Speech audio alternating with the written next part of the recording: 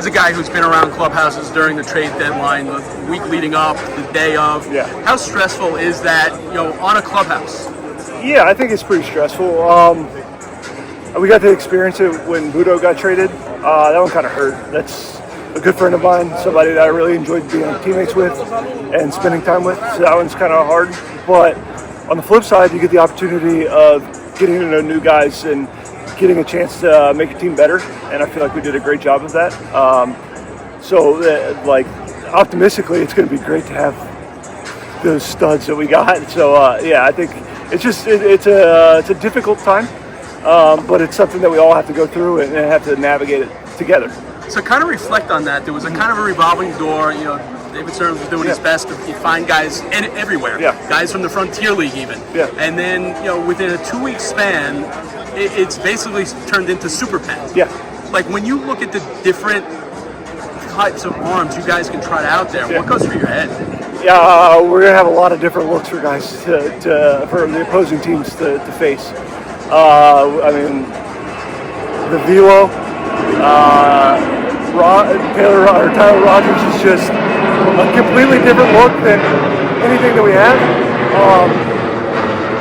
So I think, it's a great group to be a part of, and it's going to be fun to see how it goes from here on out. Bullpens have evolved so much, just even since you've been in the game. So it used to be every guy had his specific role. He knew coming to the ballpark that, all right, he might face this guy.